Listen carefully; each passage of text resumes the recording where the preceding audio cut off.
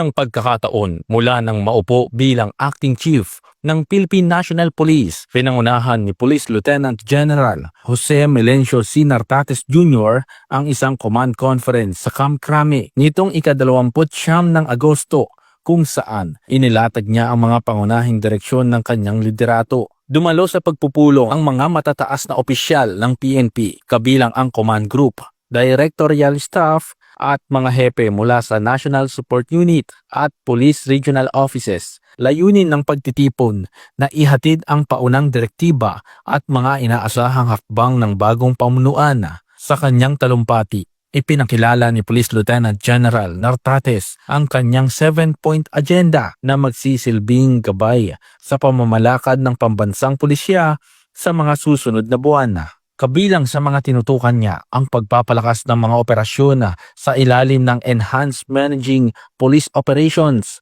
pagpapatuloy ng kampanya kontra iligal na droga, loose firearms at terorismo, at ang pagsusuri at pagpapatupad ng mga epektibong risk management plans sa lahat ng level ng organisasyon. Binanggit rin niya ang kahalagahan ng pagbabantay sa seguridad ng mga kritikal na infrastruktura at lugar na may banta.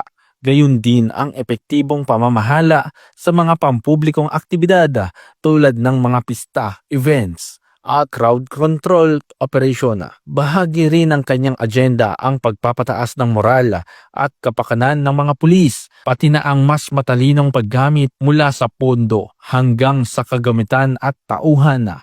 Ayon kay Police Lieutenant General Nartates, isusulong niya ang pamumunong nakatuon sa disiplina, maayos na pamamahala at makataong serbisyo. Anya, mahalaga ang magiging maagap, organisado at makabuluhan ng bawat kilos ng kapulisan upang maipakita sa publiko ang tunay na diwa ng serbisyong para sa bayan. Ang nasabing pagpupulong ang nagsilbing opisyal na panimula ng kanyang liderato at nagpapahiwatig ng panibagong direksyon para sa PNP na umaayon sa layunin ng Administrasyong Bagong Pilipinas, isang pulisya na pinagsisilbihan ang mga mamamayan ng may malasakit, integridad at kahusayan.